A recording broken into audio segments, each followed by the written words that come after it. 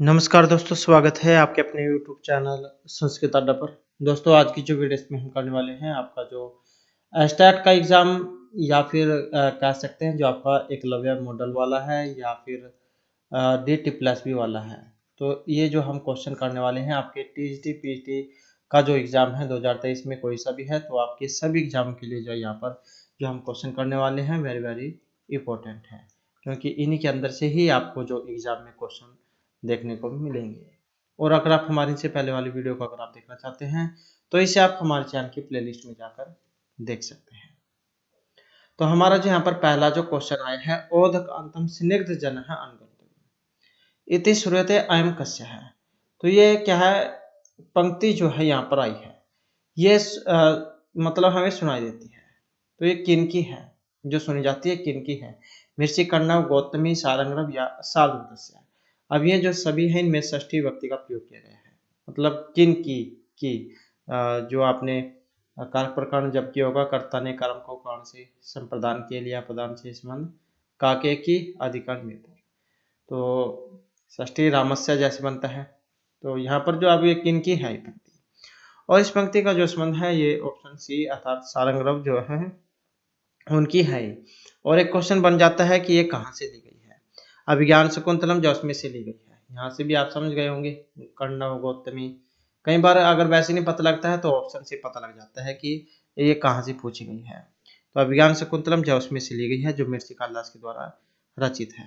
और सारंगरव जहाँ उनका कथन था, इसमें कहा गया था कि स्निग्ध जन जो मेहमान जो होते हैं अपने लोग, उनका अनुगमन पानी वाले स्थान तक करना चाहिए, मतलब उन्हें छोड़ने के लिए वहां तक जाना चाहिए जहां तक पानी हो।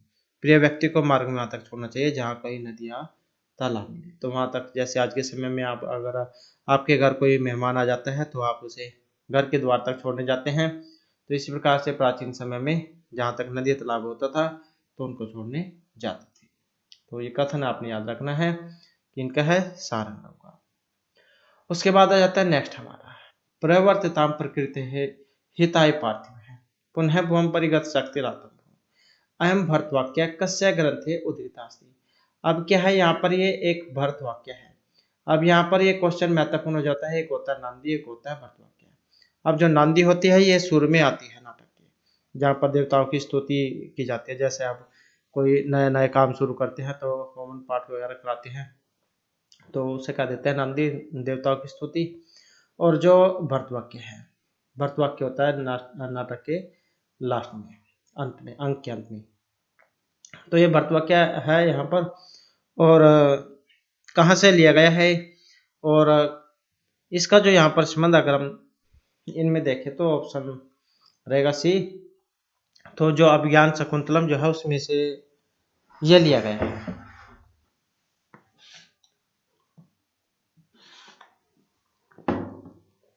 और ये जो श्लोक है, परिवर्तितम प्रकृति थाई पार्थिव है सरस्वती श्रुति महता महता मम अपि च अक्षप्य तो नील लोहित है पुनः भम परिगत शक्तिर आतम। इस प्रकार का ये पूरा पूरा श्लोक है।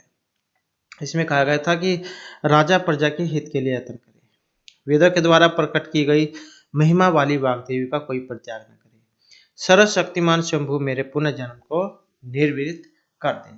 तो इस प्रकार से जो है ये अभिज्ञान शकुंतलम जो है उसमें से लिया गया है, जो लास्ट का जो अंक है। अब लास्ट का अंक कौन सा था इसमें, जो 7वां अंक है, तो वही इसका अंतिम अंक है, क्योंकि 7 ही अंक थे इसमें, तो 7वें अंक में से ली गई है। 34वां श्लोक है इसमें। उसके बाद आ जाता है अभिज्ञान शकुंतले कस्य रीति ही प्रयोग है। अभिज्ञान शकुंतलम जो इसमें किस रीति का प्रयोग किया गया है, वैदर्भी, पांचाली, गौड़ी या लाटी रीति का। तो किस रीति का प्रयोग हुआ इसमें, और इसमें रहेगा जो ऑप्शन ए में है, तो कौन सी, वैदर्भी रीति जो है इसका प्रयोग किया गया है इसमें। उसके बाद है अति स्नेह पाप संगीत इति सुक्ते कस्मिन ग्रंथे उद्धृत है मेघदूतम कुमार संभव अभिज्ञान शकुंतलम या मालविका अग्नि मित्रम। तो ये जो पंक्ति आई है ये ली गई है, और या फिर इसमें क्या कहा गया था। तो इस पंक्ति का तो संबंध है ऑप्शन सी अभिज्ञान शकुंतलम से। तो अभिज्ञान शकुंतलम जो उसमें से तो ये ली गई है।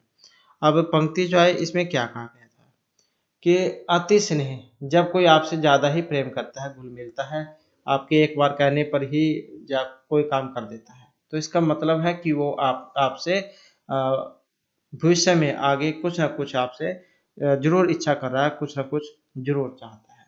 तो अति स्नेह पाप संगी। तो अत्यधिक स्नेह जो होता है वो पाप की आशंका को उत्पन्न करता है, मतलब उसका जो है कुछ न कुछ लोभ लालच इसके अंदर ज़रूर छिपा हुआ है। क्योंकि आज का जो समय है, इसमें कोई एक दूसरे की बिना बात के जो है कोई सहायता नहीं करता है, कोई मतलब उसका छिपा होता है। तो इस प्रकार से अब ज्ञान शाकुंतलम जो है उसमें से ली गई है, और चौथा जो अंक है चतुर्थ अंक उसमें से आई है। अब एक क्वेश्चन यहाँ पर बन जाता है, किसने किसको कही थी। तो ये जो कथन है अनसुया और प्रियव्रता का है, तो ये दोनों आपस में बात कर रही है। ये कथन अनसुया और प्रियव्रता का है, जो शकुंतला जो है इनकी सखियां हैं। उसके बाद आ जाता है विज्ञान शकुंतला से चतुर्थ अंके विस्कंभक है अस्ति। अभिज्ञान शकुंतलम का जो ये चतुर्थ अंक है, चौथा अंक, इसमें विस्कंभक है। अंक के अंत में है, अंक के आदि में है, अंक के मध्य में है, ये कोआपी ना, ये बाद में हो गया, मतलब लास्ट में, ये शुरू में हो गया, ये बीच में हो गया, ये कहीं पर भी नहीं है। अब इसमें जो हमारा आंसर है ऑप्शन रहेगा बी वाला, तो ये अंक के शुरू में है। तो अभिज्ञान शकुंतलम जो उसमें से आया है उसमें इसका प्रयोग हुआ है। अभिज्ञान शकुंतलम इसलिए लिया गया है चौथे अंक में विस्कंभक। तो विस्कंभक क्या है, जो भूत और भावी घटनाओं की सूचना मध्यम पात्र के द्वारा जो दी जाती है उसको कह देते हैं विस्कंभक। और अंक के आदि में इसको रखा जाता है, मतलब शुरू में।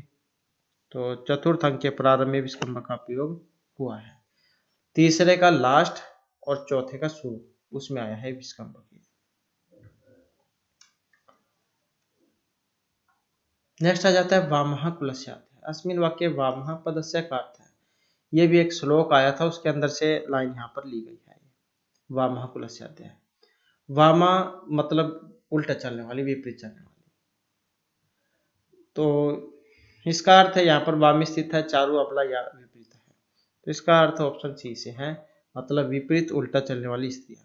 कहाँ से लिया गया है, अभिज्ञान शकुंतलम जो है उसमें से लिया गया है, चतुर्थ अंक में से। जब शकुंतला की विदाई होने वाली होती है तो महर्षि कण्व जब उनको शकुंतला को संदेश दे रहे हैं, मतलब अच्छी सीख कह सकते हैं, तब बताते हैं कि तुम जब जैसे वहां पर जाओगे राजा दुष्यंत के घर, तब किसी से लड़ाई झगड़ा मत करना, अपने जो सास ससुर हैं उनका कहना मानना, और तुम्हारी जो दरानी जेठानियाँ हैं उनके साथ अच्छा व्यवहार करना, वहाँ पर जो काम करने वाले नौकर चाकर हैं उन पर रोब मत जमाना। तो इस प्रकार के अगर जो स्त्रियाँ होती हैं, अगर वो अपने पति के विपरीत चलती हैं तो उनका नाश कर देती हैं, नहीं तो जो है स्वर्ग बना देती हैं। तो ये जो कुल जो होता है परिवार, उसको आगे बढ़ाना और उसका नाश करना जो है ये स्त्री के ऊपर निर्भर करता है। तो वामा का मतलब यहाँ पर विपरीत चलने से है कि ऐसा नहीं हो कि तुम्हारे पति तुमसे कुछ और कहे और तुम बिल्कुल उसके विपरीत चलो। तो यहाँ पर ये उसी से अर्थ लिया गया है, विपरीत चलना, उल्टा चलना, कहना मानने से। नेक्स्ट आ जाता है शर्मिष्ठा पितुः नाम की। ये जो शर्मिष्ठा जो है इनके पिता पितु पितु नाम की, ये आती है शुक्राचार्य है, दानवराज विश्वपर्व या फिर पुरोहित। और यहाँ पर देखें तो जो हमारा आंसर ऑप्शन सी वाला रहेगा। तो कौन थे, दानवराज पर्व। तो शर्मिष्ठा जैन के पिता थे दानवराज वृषपर्वा, और शर्मिष्ठा जो है ये राजा याति जौन की पत्नी थी। पिता तो है दानवराज वृषपर्वा, और ये याति जो है इनकी पत्नी थी, और पुरु ये ययाति का पुत्र था। और दानवों के जो गुरु थे राक्षसों के गुरु, तो ये थे शुक्राचार्य। और शुक्राचार्य की जो पुत्री है उसका नाम था देवयानी। तो इस प्रकार का कुछ यहाँ पर इनमें संबंध है। नेक्स्ट राजा दुष्यंत से प्रथम पुत्रानी का आसित, क्योंकि जो पहले जो राजा होते थे उनकी ये तो है नहीं कि आज के समय में जैसे एक ही शादी कर ली। तो प्राचीन समय में जो राजा होते थे उनकी कहीं कहीं जो पत्नी होती थी। तो यहाँ पर जो राजा दुष्यंत इनकी जो प्रथम पटरानी थी इनका नाम क्या था, सानुमति, वसुमति, शकुंतला या फिर मेनका। और इसमें जो हमारा आंसर है ऑप्शन रहेगा बी वाला। तो कौन थी ये? वसुमती थी, राजा दुष्यंत की प्रथम पटरानी। तो पहले वाली जो है उसका तो नाम वसुमती था, वो दूसरी तीसरी जो है उनका नाम क्या था? तो जो द्वितीय है, द्वितीय जो पत्नी थी उसका नाम था हंसपदिका, हंसपदिका, हंसपदिका। तो ये दूसरे वाली का नाम था। और जो तृतीय जो थी इसका नाम था ये शकुंतला। तो इस प्रकार से 3 जो है ये इनकी रानियां थी। सानुमति जो है ये जो शकुंतला की जो माता थी, वास्तविक माँ मेनका, उनकी सखी है। नेक्स्ट है का नाम उष्ण उदके नव मालिकां सिंचति इदं कस्य कथनम् अस्ति। तो कौन ऐसा है जो नई जो लता जो है उसको गर्म जल से सींचेगा? इस प्रकार की एक पंक्ति आई थी ये। और ऑप्शन से भी देख सकते हैं, तो अभिज्ञान शाकुंतलम में से है। तो कथन किनका है? गौतम्यः, प्रियमदायः, अनसूयः या फिर सारंगस्य। अब किनका है ये? और इस पंक्ति का जो संबंध है ऑप्शन बी से रहेगा। तो किनके है? प्रियमदा जो है उनका कथन था ये, कि भला कौन गर्म जल से नव मालिका को सींचेगा। और कौन से अंक में से है? तो जो चतुर्थ अंक था उसमें से ये ली गई है। नेक्स्ट है अंजना कस्य हस्ते समर्पित है, ना जाने यह किनको किनके हाथ में सौंपेगा। तो एकदम कस्य कथनम अस्ति। अब ये जो कथन है, ये जो बात कही गई है, किनकी? अनसूया, अनसूया प्रेमदाह च गौतम या प्रेमदाय। अब पंक्ति ये जो किनकी है कथन ये, और इस कथन का जो संबंध है ऑप्शन बी से रहेगा। तो अनसूया प्रेमदा उनका है। और इसमें क्या कहा गया था कि हम दोनों को किसके हाथ सौंपती हो। तो इस प्रकार की सूक्ति थी ये।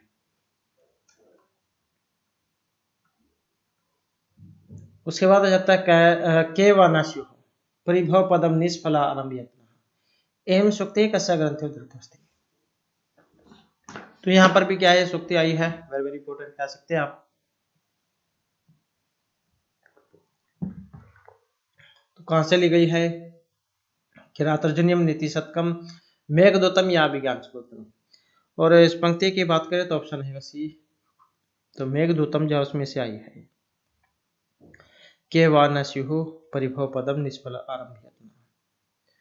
तो मेघदूत जो क्या खंडकाव्य है उसमें से ली गई है। और इसमें जो यक्ष है, यक्ष मेघ से कहते हैं कि हे मित्र, असफल यत्न करने वाले कौन तिरस्कार के पात्र नहीं होते, अर्थात सभी होते हैं। कि जरूरी नहीं है कि जो तुम काम करो पहली बार में सिद्ध हो जाओ। और पहली बार में अगर कोई काम गलत भी हो जाता है तो हो सकता है उसको तिरस्कार का पात्र भी बनना पड़े, क्योंकि लोग जो है हंसी मजाक भी जरूर उड़ाते हैं। तो मेघदूत जो में से ली गई है, जो खंडों में बटी हुई है, 2 खंडों में बटे हुए हैं 63 पूर्व और उत्तर मेघ। तो प्रथम जो में 63 श्लोक और जो उत्तर है उसमें 52 थे। तो टोटल जो है इसमें 115 श्लोक माने गए हैं। श्रृंगार और वियोग रस इसमें रहेगा। और मंदक्रांत जो छंद है उसका प्रयोग इसमें हुआ है। नेक्स्ट आ जाता है निम्नलिखितेषु का लघुत्रयम्। अब यहाँ पर एक ये लघुत्रय नहीं आते हैं। गीत गोविंदम, मेघदूतम, कुमार संभवम या फिर रघुवंशम। तो लघुत्रय बृहत्रय 2 वेरी वेरी इंपॉर्टेंट है, जो एग्जाम में पूछ लिए जाते हैं, ज्यादातर देखने को भी मिले हैं। तो यहाँ पर लघुत्रय में पूछा गया आपकी बात। अब लघुत्रय में नहीं है यहाँ पर। और कौन सा जो ऑप्शन में है? गीत गोविंदम। तो यही क्या है, लघुत्रय में नहीं आता है। लघुत्रय जो है इसमें एक कुमार संभव, रघुवंश और मेघदूत आता है। अब यहाँ पर एक क्वेश्चन ये भी बन जाता है, लघुत्रय कवि किन्हें कहा गया है? तो महर्षि कालिदास को कहा गया है, क्योंकि उनके ये तीनों है, कुमार संभव, रघुवंश और मेघदूत। तो ये महर्षि कालिदास के हैं। नेक्स्ट आ जाता है हरिश्चंद्रिका धोत हरिम्याम रूपेण वाणिता नगरी अस्ति। तो ये विदिशा है, उज्जैनी है, दसपुरम है या फिर अलका है। और इस पंक्ति के संबंध की बात करें तो ऑप्शन आएगा सी वाला। तो कौन सी है? ये अलका नगरी है।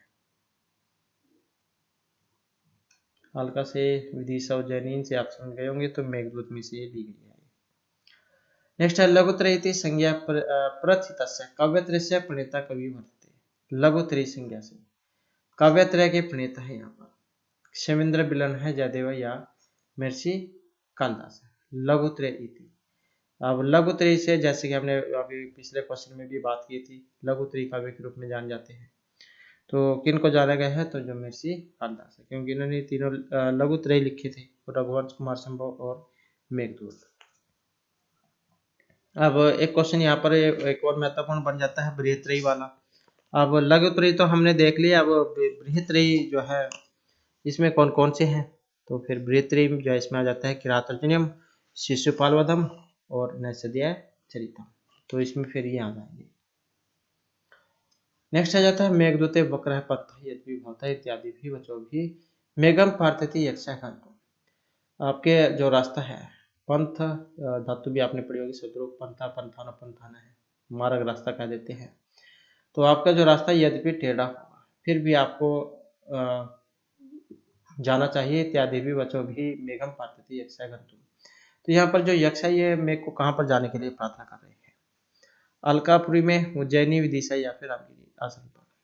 तो इसमें जो जहाँ पर जाने की जो बात हुई है, जो ऑप्शन बी में है, तो ये जो उज्जैनी जो है वहां पर जाने की बात हुई है कि यद्यपि उत्तर दिशा में प्रस्थान किए हुए आपका मार्ग टेढ़ा हो जाएगा, फिर भी आपको उज्जैनी नगरी जो महाकाल की नगरी है उसकी जो रमणीय जो घटा उसे देखने जुड़ जाना चाहिए। नेक्स्ट आ जाता है मेघदूते राजराजस्य दध्यौ इति पदे राजराजस्य इति पदेन अभिहितः अस्ति। ये जो राजराजस्य जो आया है इसका मतलब यक्ष है, कुबेर, महाकाल या इंद्र है, किससे है। और इस पंक्ति का संबंध एक ऑप्शन बी से, तो ये कुबेर है, कुबेर की है। और कुबेर की नगरी का नाम था अलका, जहां वह यक्षों के अधिपति है। उसके बाद है प्राभ्यापि उत्सवे मानिना इदम सूक्ति ही कस्य ग्रंथेन संबंधिता अस्ति। तो वेरी वेरी इंपॉर्टेंट है सूक्ति ये। तो प्राभ्यापि उत्सवे मानिनाम सूक्ति ली गई है उत्तरामचरितम, नीति शतकम, किरातार्जुनीयम या अभिज्ञान शकुंतलम। तो कहाँ से ली गई है। अब इस पंक्ति की बात करें तो, सूक्ति की बात करें तो ऑप्शन रहेगा सी से, तो किरातार्जुनीयम जो है उसमें से ये ली गई है। अब किरातार्जुनीयम की बात करें तो किन के द्वारा रचित है, तो महर्षि भारवी जो उनके द्वारा रचित है किरातार्जुनीयम। और इसमें क्या कहा गया था, तो यह जो प्रथम सर्ग है उसमें से ली गई है। और जो द्रौपदी है ये इस दृष्टि को समझा रही है कि मानधन व्यक्तियों की पराजय भी उत्सव जैसी ही होती है, और पराजित हो जाने पर भी उनकी पराक्रम रूपी संपत्ति तो उनके पास ही बनी रहती है, उसे शत्रु नहीं छीन सकते। तो इस प्रकार है प्राभ्यापि उत्सवे मानिना कि मानधन व्यक्तियों की पराजय भी उत्सव जैसी ही होती है, पराजित हो जाने पर भी उनकी पराक्रम रूपी संपत्ति तो उनके पास ही बनी रहती है। अब ये क्वेश्चन भी आ जाता है किसने किसको कहती है, तो द्रौपदी जाइए युधिष्ठिर को कह रही है। उसके बाद है ये जो किरातार्जुनीयम है इसके प्रथम सर्ग से कथानकम निम्नलिखितेषु का नास्ति। अब कथानक एक नहीं है यहाँ पर प्रथम सर्ग का। द्वैत्व निवास है, गोपचर्य दुर्योधन से वृत्तांत है, द्रौपदेह मन्युः या द्रौपदेह मन्यु युधिष्ठिरेण समर्थन है। अब एक नहीं है यहाँ पर। अब नहीं है तो जो ऑप्शन डी में आई है द्रौपदेह मन्युः युधिष्ठिरेण समर्थन है, तो द्रौपदी के क्रोध का युधिष्ठिर द्वारा समर्थन यही नहीं है। द्रौपदी जो क्रोध जरूर करती है किंतु युधिष्ठिर का समर्थन नहीं करती। और प्रथम सर्ग में वनेचर की वार्ता और दुर्योधन के राज्य का वर्णन एवं पांडवों का द्वैतवन में निवास, तो इनका वर्णन हमें प्राप्त होता है। तो बस यही जो ऑप्शन डी वाली नहीं है, द्रौपदी मनु युधिष्ठिर समर्थन है, द्रौपदी के क्रोध का युधिष्ठिर के द्वारा समर्थन। नेक्स्ट है भारवी काव्य मार्ग कथ्य। भारवी का जो काव्य मार्ग है ये विचित्र मार्ग है, सुकुमार, अन्योक्ति या प्राचीन मार्ग है। तो किस प्रकार का है। अब यहाँ पर बात करें तो कौन सा है, ऑप्शन ए वाला है इसमें, तो ये विचित्र मार्ग है। और काव्य शैली के जनक महर्षि भारवी को माना गया है, भारवी को अर्थगौरव के लिए जाना जाता है। नेक्स्ट आ जाता है भारवी विरचित प्रसिद्ध महाकाव्य किरातस्य का अभिप्राय। किरात अर्जुन में जो शुरू में किरात शब्द आया है उसका मतलब पूछा गया है। इसका अभिप्राय जो है यहाँ पर प्रथम सर्ग से वनेचर या ब्रह्मचर्य विशेषु गोपचर हास्ति काव्यस्य अन्य सर्गेषु यस्य किरात किरात्या नाम वर्णनम। किरात वेशधारी शिव है या पाटलिपुत्र, चाहे गुप्त वशिष्ठ या तदत्ता प्रीभंती। अब इसमें कौन सा है?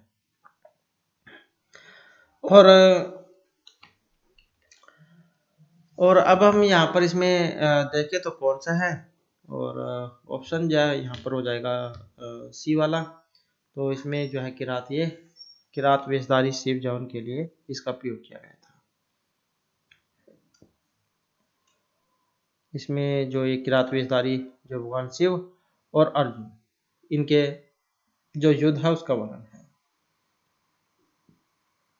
नेक्स्ट आ जाता है सहसा विदित न क्रिया परमाप्ताम पदम इति वाक्य से करता है। तो ये जो पंक्ति है सुक्ति है वेरी वेरी इंपॉर्टेंट है ये वाली।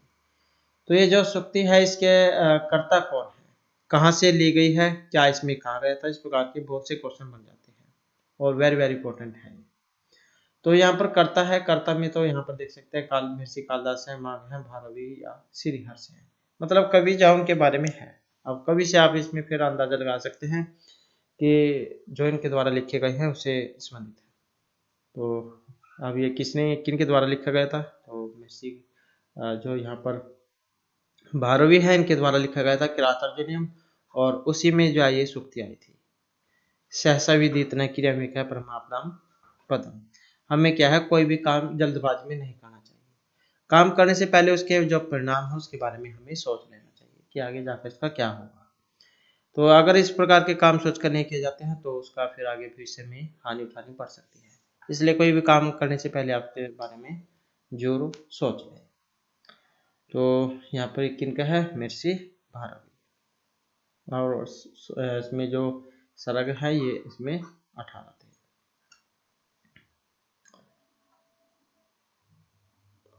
नेक्स्ट आ जाता राजतंत्र शासन परंपरा है उपदेशम दिया था। राजतंत्र शासन परंपरा का उपदेश दिया गया था विवाह संस्कार के अवसर पर, विद्या उपार्जन के अवसर पर, राज्याभिषेक के अवसर पर या वानप्रस्थ गमन अवसर पर राजतंत्र शासन परंपरा का उपदेश दिया जाता है।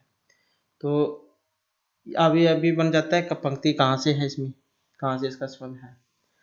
तो ऑप्शन को अगर देखें तो यहाँ पर देख सकते हैं आप राज्याभिषेक अवसर है, तो ये राज्याभिषेक के अवसर जो उस पर होता है राजतंत्र शासन परंपरा का उपदेश, तो ये दिया गया था। कादम्बरी जो उसमें दिया गया था ये, तो महर्षि वाल्मीकि के द्वारा जो रचित है। तो राजतंत्र शासन परंपरा में राज्याभिषेक के अवसर पर उपदेश दिया जाता है, और यह अवसर ही राजतंत्र का प्रथम उत्सव है। और इस अवसर पर मंत्री जो सुखनास है युवराज चंद्रपीड़ को उपदेश देते हैं। अब किसने किसको दिया था ये भी कई बार एग्जाम में पूछा जा चुका है। तो मंत्री है सुखनास, उन्होंने दिया था युवराज चंद्रपीड़ को राज्याभिषेक के समय पर।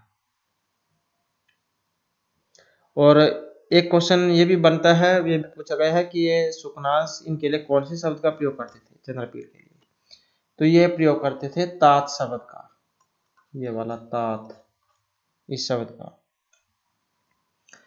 उसके बाद है महाकवि भानुभट्टस्य गुरु नाम, जो महर्षि भानुभट्ट है इनके गुरु थे भर्वु सदानंदा मौखरी या वात्स्ययन है। अब इनके जो गुरु हैं इनका नाम था भर्वु, जो यहाँ पर ऑप्शन ए में है। इन्होंने जो कादम्बरी है इसके शुरुआत मतलब मंगलाचरण में अपने गुरु के बारे में बताया था। नमामि भर्व है चरण अम्बुज द्यम शेखरी मोक्ष भी कृतर्चना, तो इसमें बताया था इन्होंने कि गुरु जैन का नाम भर्वु अर्थात भर्सु है। उसके बाद आ जाता है कादम्बरी कथा काव्य से नायक है हस्ती। ये जो कादम्बरी जो है इसके कथा काव्य के नायक है पुंडरीक है, तारापीड़ है, चंद्रपीड़ या शुकनाश है। तो इसके है यहाँ पर कादम्बरी कथा जो इसके नायक कौन है, नायक है जो ऑप्शन सी में है, तो ये चंद्रपीड़ है। अब नायक जैसे चंद्रपीड़ हो गए, इनके पिता चंद्रपीड़ जैन के जो पिता है इनका नाम था तारापीड़, ये वाले चंद्रपीड़ के पिता का नाम था तारापीड़। और इनकी माता का नाम था विलासवती, तो ये था इनकी माता का नाम विलासवती। और फिर जो जैसे चंद्रपीड़ ये नायक है, नायिका कौन है तो कादम्बरी, जिसके ऊपर नाम है इसका कादम्बरी। और पुंडरीक, पुंडरीक भी आता है इसमें एक पात्र, तो ये कौन है, ये चंद्रपीड़ के मित्र है। और सुकनास कौन है, तारापीड़ के मंत्री। और ये क्या है, राज्याभिषेक के समय पर उपदेश देते हैं।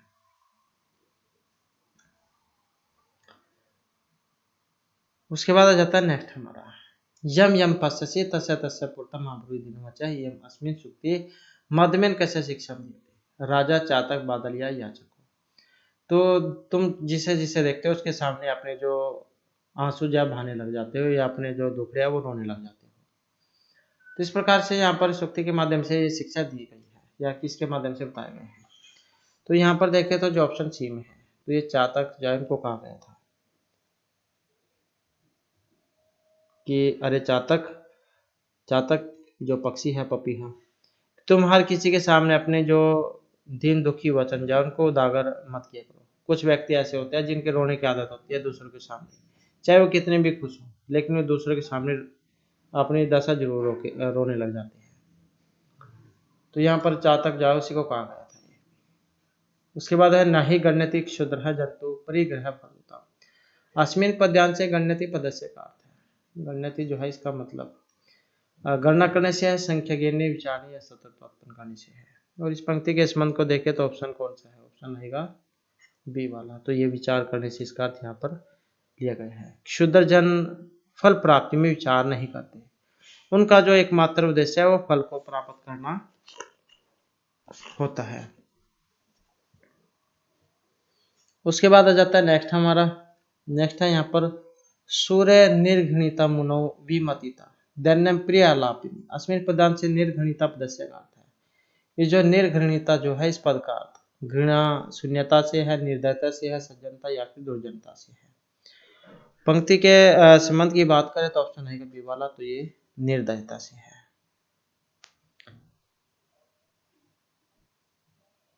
अर्थात शूरवीर जो लोग होते हैं इनके अंदर निर्दयता कोट कोट कर भरी होती है और मुनियों के अंदर विनम्रता। नेक्स्ट आ जाता है अलस्मि मनुष्यनाम श्रेष्ठ महारिपु नास्ति उद्धव संबंधो कृत्वा यम नावसीदति। अस्मिन श्लोक के महत्व प्रतिपादित। ये क्या है, श्लोक आया है यहाँ पर और इसमें ज्ञान धर्म कर्म या मित्र किन के बारे में है। और यहाँ पर इसमें देखें तो ऑप्शन रहेगा सी वाला, तो किन के बारे में है, कर्म के बारे में है। कहाँ से लिए गए हैं, तो नीति शतक जो उसमें से लिया गया है, जो महर्षि भर्तृहरि के द्वारा रचित है। और भर्तृहरि को 3 शतकों के लिए जाना जाता है, नीति श्रृंगार और वैराग्य शतक के लिए। इसमें क्या है, गीता के समान कर्म की महत्ता का प्रतिपादन हुआ है। ये आलस्य जो होता है ये आलकस खा देते हैं, जिससे मनुष्य का सबसे बड़ा शत्रु है। और परिश्रम के समान कोई दूसरा मित्र नहीं है, क्योंकि वो सारे छोड़कर भाग जाते हैं, सिर्फ जो परिश्रम किए हुए ही व्यक्ति के आगे आते हैं। जैसे आपका एग्ज़ाम है, आप अब एग्ज़ाम में अगर आप मेहनत करोगे पढ़ोगे तब आप निश्चय ही सफल होंगे। अगर कोई ये दूसरों के भरोसे बैठ रहोगे कि ये मेरे से जो है बता देगा एग्ज़ाम में और मैं पास हो जाऊंगा, तो ऐसे कभी भी सफल नहीं होते। या आलकस करने वाले कि आज कल पढ़ूंगा, परसों पढ़ूंगा या शाम को पढ़ूंगा, तो ऐसे व्यक्ति क्या है, सफल नहीं होते हैं। नेक्स्ट है अंतःकरण तत्व से दंपत्यो से निसंशयात् आनंद ग्रंथिरेको अहिमपीति पठ्यते अस्मिन् श्लोके महत्वम प्रतिपादितमस्ति। अब यहाँ पर भी जो है इसमें श्लोक आ गया है, इसमें किसके बारे में है, प्रेम पति पत्नी या पुत्र महत्व, तो किन के महत्व के बारे में है। अब इसमें देखें तो ऑप्शन रहेगा डी वाला, तो पुत्र का जो महत्व है यहाँ पर बताया गया है। अब ये क्वेश्चन हो जाता है महत्वपूर्ण कहाँ से लिए गए हैं, तो उत्तरामचरित जो उसमें से लिया गया है और जो महर्षि भभूति उनके द्वारा रचित है। तीसरा जो अंक है छायांक, अब उसमें से ये लिया गया है और पुत्र का जो महत्व इसमें बताया गया था। नेक्स्ट आयम कठोर यस्किलते प्रियम एम कस्य कथनमस्ति। अब ये जो है कथन किन का है, सीताया तमसाया वसंत्या मुरलाया। सभी में जो है यहाँ पर मतलब बताना है किसका किन का है कथन। और इनकी बात करें तो ऑप्शन है कभी वाला, तो वसंत है, वसंती जौन का है। और कहाँ से लिया गया? तीसरे अंक में से। और क्या इसमें कहा गया था कि है निष्ठुर, आई कठोर मतलब है निष्ठुर। आपको यश ही प्यारा है, यशा किलते प्रियम की, निश्चय आपको यश ही प्यारा है, किंतु अति पवित्र चरित्र वाली स्त्री को विवासित करने से जो अपयश मिला उससे बढ़कर अपकीर्ति और क्या हो सकती है। कि आपको अगर यश ही प्यारा था, किंतु जो जो पवित्र स्त्री है जो आपने छोड़ी है, और उससे तुम्हें जो गाली गलौज मिलेगी, अपयश मिलेगा, उससे बढ़कर और अपकीर्ति आपके लिए क्या हो सकती है।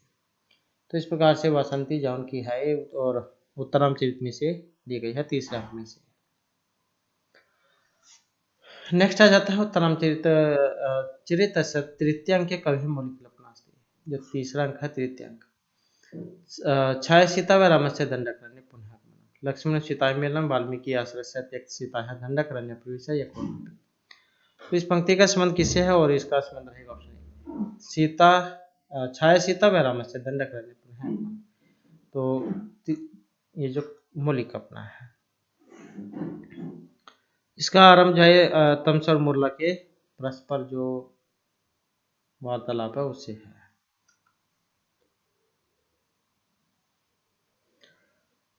उसके बाद है छाया सीता है सदंडक रण्य आगतवान रामस्य दर्शने द्वितीय पात्र।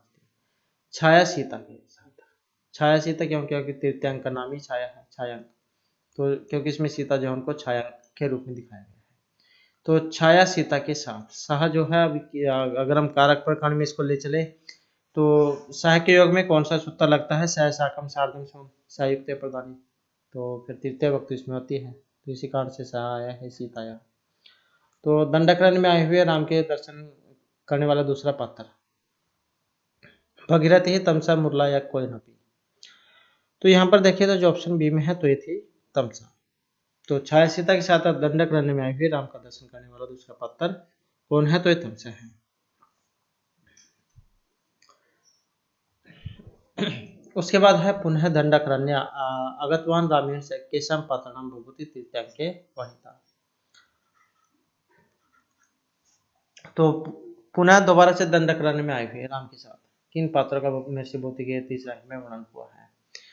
तो तीसरे अंक में जो फिर वर्णन हुआ था और जो ये ऑप्शन बी में है तो ये था वासंती। नेक्स्ट आ जाता है भागीरथी उत्तरामचरित कस्य पूजा अहम व्यंजन सीता मानती है। अब ये जो भागीरथी उत्तरामचरित में किन की पूजा करने के बहाने सीता को लेकर आती है? शिव है, विष्णु, ब्रह्मा या सूर्य है। अब ये जो पूजा करने के बहाने लेकर आती है तो सूर्य की, जो यहाँ पर ऑप्शन डी में है। किसमें? तीसरे अंक में।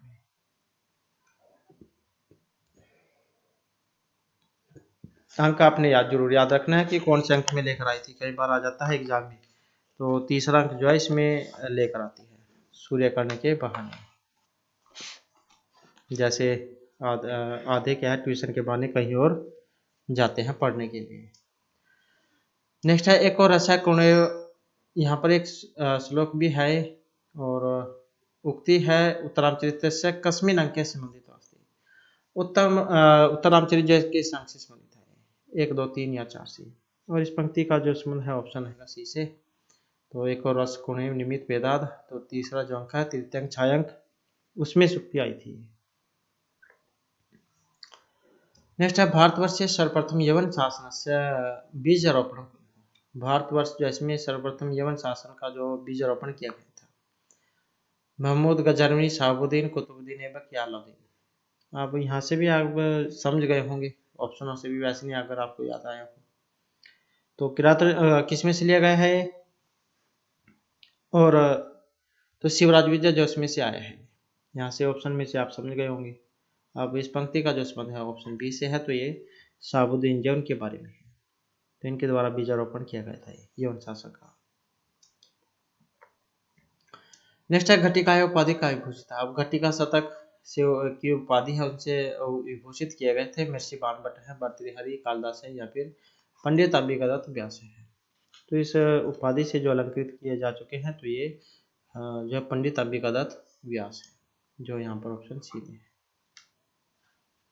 नेक्स्ट है इन्ह शब्द से तात्पर्य। अब यहाँ पर जो इन्ह है इस शब्द का मतलब सेवक है, स्वामी है, गुलाम है या पापी से लिया गया है। तो इन है जो इसका अर्थ देखें तो यहाँ पर ऑप्शन डी बी वाला रहेगा। तो स्वामी जो है इससे इसका अर्थ यहाँ पर लिए गए हैं।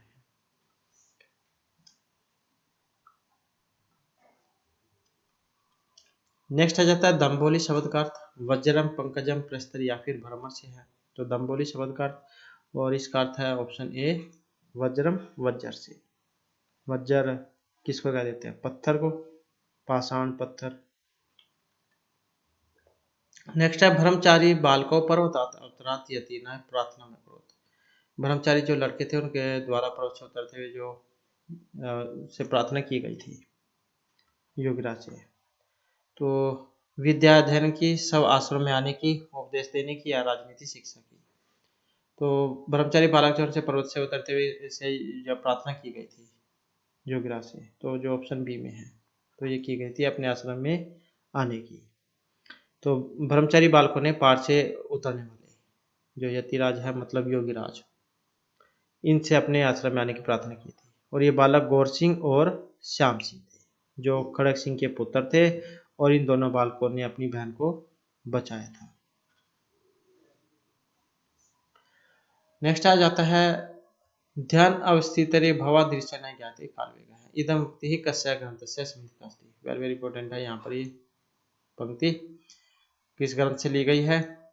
उत्तरामचरितम, शिवराज विजयम, कादम्बरी कथम या किरातार्जुनीयम। ध्यान अवस्थित है भव दृश्य न ज्ञाते कालवेग है। तो इस पंक्ति का जो संबंध है ये शिवराज विजय जो है उसमें ली गई है कि मैं ध्यान में मगन था, इस कारण से जब मुझे समय के बारे में पता नहीं चला। नेक्स्ट है शहाबुद्दीन नामना ही यवन शासक है निम्नलिखितेषु किम्न कुल। अब शहाबुद्दीन जो नामक यवन शासक है इनके द्वारा एक काम नहीं किया गया है। गजनी देश है आक्रमण है, महमूद से वंशजय या दिल्लीश्वर है, पृथ्वीराज से हंतारम देहलियम आक्रमण है। तो कौन सा काम है? और यहाँ पर जो इसमें ऑप्शन सी में दिया गया है दिल्लीश्वर पृथ्वीराज की हत्या। उसके बाद है सर्वनाम स्थान संज्ञा विधायक सूत्र। सर्वनाम स्थान संज्ञा करने वाला जो यहाँ पर सूत्र है, अब ये सूत्र कौन से वाला है? सुवादिशु सर्वनाम स्थाने, सुर नपुंसकस्य सर्वनाम स्थाने चाहे समुद्र या सर्वादीनि सर्वनामानि। सर्वनाम स्थान संज्ञा करने वाला सूत्र। और इसको देखें तो ऑप्शन कौन सा रहेगा? बी वाला हो जाएगा यहाँ पर, सुर नपुंसकस्य। नपुंसकलिंग को छोड़कर अर्थात पुल्लिंग और स्त्रीलिंग में सुट, सु औजस, अम औ इनकी सर्वनाम स्थान संज्ञा होती है। उसके बाद आ जाता है इदुद्वय द्विवचनम भवति प्रातिपदिकम शुभ प्रगृह्यम या तदित। इदुद्वय द्विवचनम, तो ये जब हमने संज्ञा प्रकरण किया था तो उसमें ये सूत्र आया था जिसके बारे में हमने पढ़ा था। तो इदुद्वय द्विवचनम क्या करता है? ये प्रगृह्य संज्ञा जो यहाँ पर किसमें है? ऑप्शन सी में दी गई है। किसकी करता हो रही है?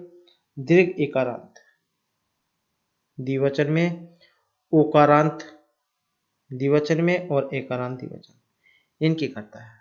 उदाहरण जैसे हरि एतो, विष्णु इमऊ, गंगे अमु, तो ये वाले हैं इसके उदाहरण।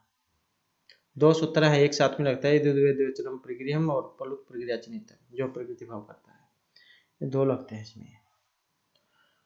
उसके बाद है अतिनिद्रम इति पदस्य लौकिक विग्रह। अतिनिद्रम जो है इस पद का लौकिक विग्रह है। अतिस्य निद्रा, अत्यधिक निद्रा, निद्रा है अत्याय या निद्रा संप्रीतना युज्यते। और इस पंक्ति का जो संबंध है ऑप्शन किससे है? डी से रहेगा, निद्रा संप्रीतना युज्यते। और समास कौन सा है इसमें?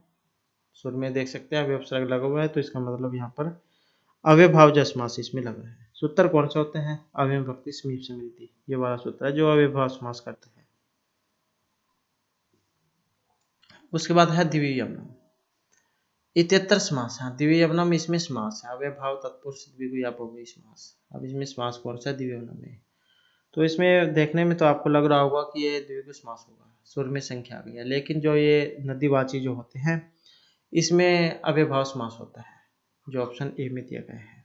नदीवीच एक सूत्र है जो इसमें लगता है और ये अव्ययभाव समास इसमें करता है। उसके बाद आ जाता है शुद्ध वाक्य वास्ते। यहाँ पर शुद्ध वाक्य है, रज का वस्त्रम ददाति, रज के वस्त्रम ददाति, रज का वस्त्रम ददाति या रज कस्य वस्त्रम ददाति। अब शुद्ध कौन सा है?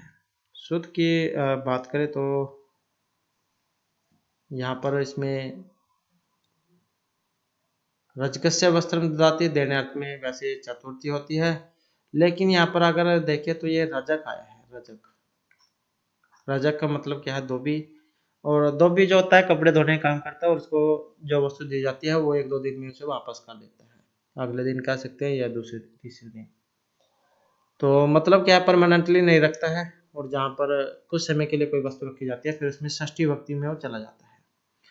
तो इसी कारण से फिर यहाँ पर ये हो जाएगा। इसमें अगर परमानेंटली दे दी जाती तब फिर चतुर्थी में चल जाता है, रजकाय में, जैसे ऑप्शन ए में है, लेकिन ये थोड़े समय के लिए है तो इस कारण से षष्ठी है इसमें।